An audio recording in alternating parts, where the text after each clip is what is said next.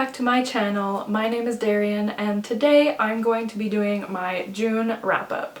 So in the month of June I participated in the Olympic Games Read-A-Thon, which was hosted by Ishi from Ishi Time, and this Read-A-Thon was based off of the Percy Jackson books. So basically in the Read-A-Thon you choose which cabin you want to be a part of basically, and then based on that cabin you get different prompts. So I was in Poseidon's cabin, just like Percy. And so I had 5 mandatory prompts to complete, and there were also 3 additional challenges, but unfortunately I didn't get to any of the additional challenges, and one could argue I didn't complete all the mandatory challenges, but I will get to that a bit later. If you want to know more a bit about the Read-A-Thon itself, I explained it a bit more in my June TBR if you want to check that out. In the month of June I read 6 books, which is not great. That's pretty standard for me, but I was hoping to read more and I just kind of got into a reading slump. Again, I'll talk more about that after, but I had a bit of a hard time reading this month, so honestly I was surprised to see that I did get 6 books done, but hopefully I will read more in July. It is very hot in my room and my glasses keep fogging up, so I don't know if you can see that on the camera, but we're having a time. So anyways, let's just get into the books I read in June. So the first book I read in June was Summer of Salt by Katrina Leno, and this was for the prompt to read a book that is set in the sea or on the sea or by the coast. And this book takes place on a remote island, and the island is called By the Sea, so it worked. So yeah, so this was my first Katrina Leno book, and I had heard so many great things about this book, and yeah, I was so excited to read it. So this book follows this girl named Georgina, and the book starts at the beginning of the summer on this island, and basically there are 2 major things that are happening at the end of the summer. So the first is that Georgina is going off to college, and it is the first time that she's ever left the island. She has lived her whole life on this island, she's never left. And the second thing is that she's turning 18 at the end of the month. And this is significant because all of the women in Georgina's family, they all have some sort of power, and according to the, I don't know, the legend, I guess, of their power, every woman, their power reveals itself by the time the women turn 18. And Georgina, her power has not revealed itself yet, but her twin sister, she discovered her power basically as soon as she was born. So Georgina all her life has kind of wondered, like, what if I don't get my power by the time I'm 18? And all that. So that makes it sound like this book is like a fantasy book, and it's really not. I would describe it as magical realism because that part is, it is a significant part of the book, but it isn't fantasy. I don't know how to explain it without, like, just read the book and you'll understand what I'm saying. But yeah, this book is magical realism, and during the summer, Georgina's family, they run this inn basically, and during the summer they get a lot of tourists that come to this island because there's this very rare bird that visits the island every single summer, and there are people who are obsessed with seeing this bird and studying it, and so every single summer they come and they look for this bird and all that. So the book follows basically Georgina dealing with, you know, wondering if she's going to get her power, the relationship between her and her sister. There's also a girl that comes to the island and Georgina maybe has a crush on her, so it explores their relationship. And also there is also a mystery element to the book. I don't want to go too much into that, I don't want to spoil anything. There's a lot of depth to this book. I really loved this book. I gave it 4.5 stars, but honestly, like, this was the first book I read this month, and I've been thinking about it since I finished it, so I might go back and change my rating to a 5-star book, because when I finished it, I didn't think of it as 5 stars, but it left such an impact on me that I think it deserves that 5-star rating because I have been thinking about it so much. It is such a just lovely story. Like, I feel like lovely is the best word for it, or whimsical. It was just, Georgina's such a likable character, and this town that they live in on this island, like, you know, in stories that are based in a small town, there's always like everybody knows each other. So you have like really interesting characters, and you had that in this novel. And there's so many elements that I had no idea about before going into it that appeared, I guess, and I just really love this book. I would really recommend it. I will say that there are trigger warnings for rape and also animal abuse in this book. Neither thing are very graphic, but they're still present in the story. So I do want to mention that in case that's going to be a problem for you. But I would really, really recommend this book. I just thought the writing was so beautiful to read. I definitely want to check out some more of Katrina Leno's books after this. Yeah, I fell in love with her writing, I fell in love with the story, I really love Georgina and her interactions with her sister. They had a really interesting relationship, and yeah, I really love this book and I would really recommend it. So the next book I read was Crown of Midnight by Sarah J. Maas. This is the second book in the Throne of Glass series, and I read this for the prompt to read a book with a character that uses a sword. And as you can see, she uses a sword or two. So yeah, this is the second book in the Throne of Glass series. Like I said, I read Throne of Glass for the first time in March, and I was so surprised by how much I liked it. I really wasn't expecting to, but I had so much fun reading it, and I was excited to pick up this book, and this book I found just as good as the first one. I think I might have liked this one a bit more. I'm still not sure yet. But if you don't know, Throne of Glass follows this assassin named Selena, and in the first book she's basically competing in this competition to become the king of this world's personal assassin, and if she wins, she's basically guaranteed her freedom because she has been imprisoned for a while. And there's also a love triangle going on. There's a lot of other things going on. So Crown of Midnight takes place in the aftermath of what happens in the first book, and oh my gosh, I felt a lot of emotions reading Crown of Midnight. If you saw my vlogs from this past month, you will have seen me finish this book and crying. The ending of this book, one thing I will say about Sarah J. Maas is she writes a really good ending. The ending of Throne of Glass, I really loved. The ending of Crescent City, which I read in April, was one of the best endings I think I've ever read. I really loved that ending. I was so like, that one really hit me in the feels, and honestly, this ending was so well written and so good, and there were so many twists and turns, and I really did not know how it was going to end. The big reveal that kind of happens at the end of this book, it was really shocking to me, but because I kind of had heard some things about the series later on, it probably wasn't as surprising as it would have been to people who read this when this came out. But for me, when I read it, I was like, oh my god, that's crazy, but also that makes sense. Now things I know make sense, if that makes sense. I think if you have read this book, you know what I mean. So this was great. I really loved this. I gave this one 4 stars, just like the first one. I really love the characters in this world, honestly. I love Selena, and as we all know, I am a huge Kale fan. I am Team Kale all the way. Dorian is fine, I don't mind him, but not for Selena, okay? I love Kale, and I know that he does something kind of bad in this book, but I am willing to defend him until the ends of the earth because, first of all, yes, he made a mistake, and yes, the consequences of that mistake were really bad, but how was he supposed to know that that is what would happen, you know?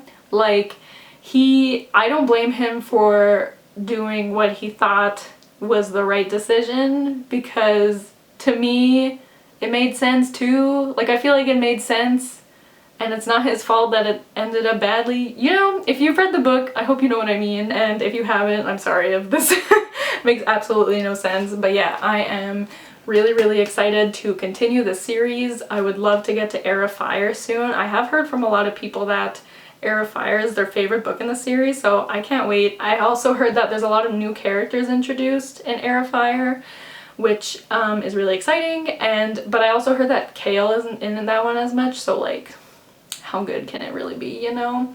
But yeah, so this was really fun. I really like this series. I think I am officially mass trash now. Like, you know what? I'm not ashamed of it. It's fine. We're gonna move on, okay?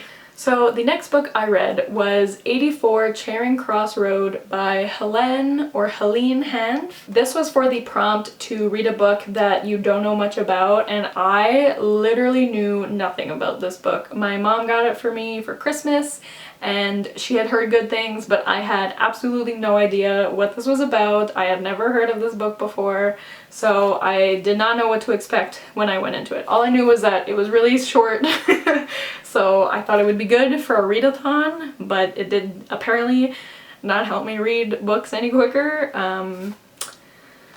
So yeah, so this book is actually a nonfiction, which I didn't know, and it is a collection of letters between the author and the people that work at this bookstore in the UK, and Helene is from New York. So I can't remember what year. The first letter is sent in like 1940 something. 1949 is when the first letter was sent. So it starts with Helene, I'm gonna call her Helene. Helene sends a letter to this bookstore in the UK because they have a book that she wants, and she wants them to send it to her. And then they answer, and then she asks for another book, and then over time they kind of strike this friendship, and so she, I think this takes place over like 20 years, and she continues to order books from them, but also like they, you know, tell each other about their lives and stuff like that. So it's really cute, and I enjoyed reading it. I read this in one sitting because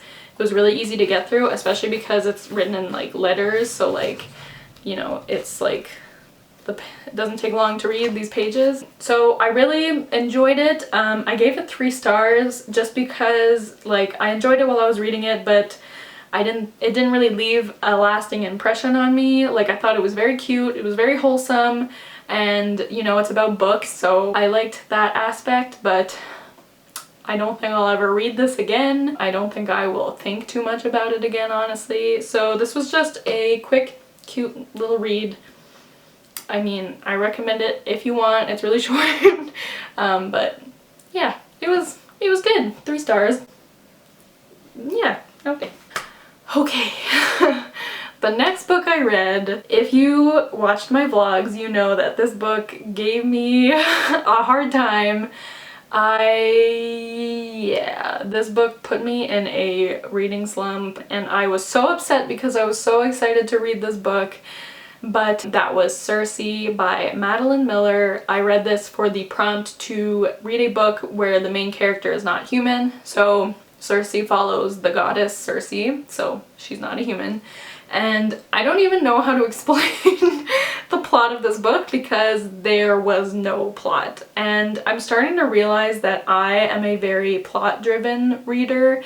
Like, I know some people are more character-driven, and I love characters. I would die for some characters, okay? Insert Laszlo. Name Laszlo,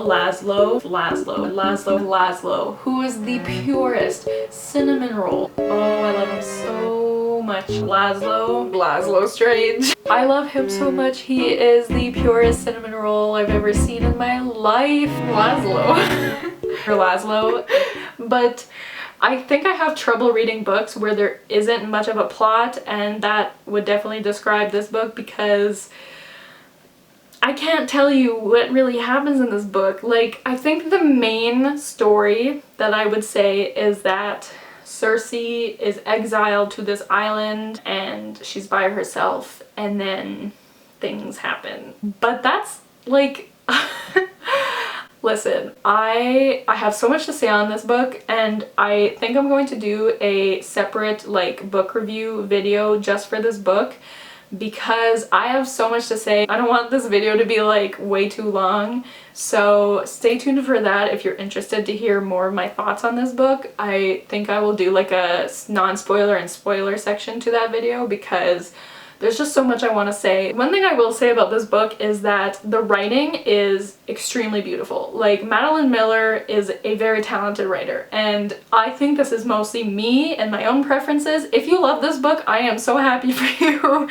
I'm definitely not trying to knock anybody who loves this book, but for me, this was just not the book for me, and I was so disappointed because I thought I would love it. I love reading about Greek mythology, so I was so disappointed, and this really put me in a reading slump. I started reading the book physically, and then I had to listen to the audiobook at the same time because I needed something to like keep me going, because I still have trouble DNFing books, so yeah. So I will give more detailed thoughts when I do my book review video on it, but I gave this book 2 stars. I really didn't like it. I was so bored. I didn't know what was going on. I just need a plot. I need a plot. And there was none. So if you really like character-driven stories, then I would still recommend this book to you. Maybe you'll love it.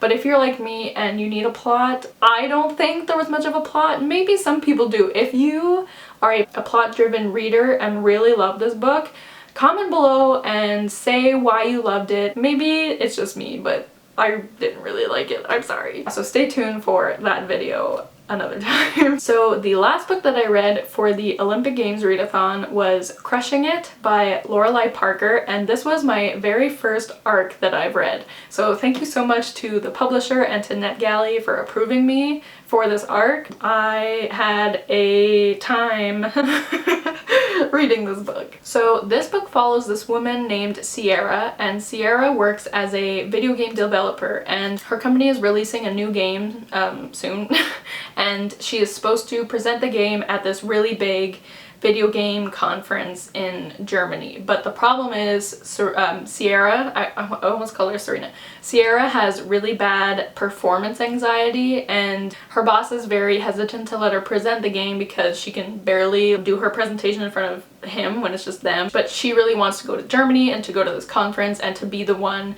to present their game because it's basically her game. She worked really hard on it. She's very proud of it.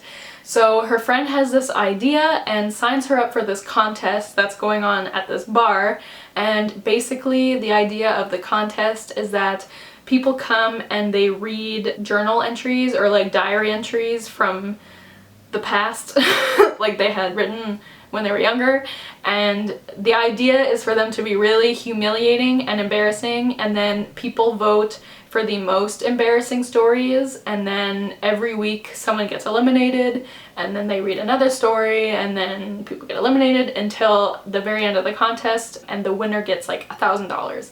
So Sierra's friend signs her up, and Sierra goes and she finds this story to read that is a very embarrassing story from when she was in college, and it's about this guy named Tristan that she had a really big crush on. So she tells this embarrassing story, and then get this, the guy who goes up after her is Tristan from the story. So she's obviously very embarrassed, and basically the rest of the book follows like them reconnecting, and she's wondering if she still has feelings for him. But there's also the bartender of the bar. He also went to college with them, and they might have feelings for each other, and so the book follows like her relationship with those two guys while also working on her like performance anxiety and trying to overcome it so that she can present this game. And yeah, that's basically what the story is about. And like, when I started reading this book, I was just so happy to be reading a contemporary, because reading Cersei really, like, I had a like fantasy overload kind of, like I just really wanted to read a book where like I knew what these words were instead of reading like a bunch of Greek names that I couldn't pronounce, you know? So I was so happy to be reading a contemporary, so I was having fun with it. I thought it was cute. I was thinking like, this isn't the greatest book ever, but I'm just happy to be reading a contemporary right now. And then like halfway through the book, I was like, this writing is kind of really bad. And I feel so bad saying that, but like, I'm pretty sure this is a debut book, and like you can really tell because I kept saying that as I was reading, this reminded me so much of the type of story that I would have written when I was like 13, 14 in like a creative writing class or something. Like, it was very juvenile, I found, but the characters were all in their 30s. But they definitely felt like they were in high school, honestly. And I didn't find any of the characters really likable. I mean, Tristan was a straight up douchebag. Like, he was so annoying, and he definitely acted like a high school, you know, those high school boys that you hate, you know what I'm talking about? And Alfie, that's the name of the bartender, like, he was fine at first, but then he just was acting really immature. And Sierra, like, I found none of the characters really had depth to them, so it made it hard for me to care about them, and nothing in the plot that happened, like, everything was so predictable. It was such a predictable, like, contemporary romance. I'm sure once you read the first chapter you can figure out how the story is gonna end, basically. But I will say it was very easy to read, and I was never bored. It just wasn't like, it wasn't very good. Like, I also gave this book 2 stars, but I will say that the writing in Cersei is 100 million times better than this book. But what I will say is I did maybe see potential in this author, and I think hopefully she will get better with each book that she writes, but for me this just wasn't it. So this book came out on June 30th, so if you want, you can go and get it. I personally don't recommend it, but maybe someone would want to read it and they will like it. But yeah, so this one was kind of a miss for me, and that's how I ended my month. I ended my month with 2 2-star books, which kind of sucked. So apart from those books, I did read one book that wasn't for the Olympic Games Read-A-Thon, and that was I Know Why the Caged Bird Sings by Maya Angelou. This is Maya Angelou's autobiography, and I listened to the audiobook, which was narrated by Maya Angelou, and I would highly, highly, highly recommend listening to the audiobook if you can, because just listening to her tell her story was so amazing and so powerful, and she had such a interesting and amazing and heartbreaking life. I never realized she's been through so much. One thing I will definitely say is a huge trigger warning for rape in this book. I had no idea that she was raped when she was very young. Please know that before you go into this, because she definitely does not shy away from describing it, and it was so hard to listen to. I really give props to her for being able to not only write that scene, but to read it in the audiobook. Like, it must have been so hard for her to do.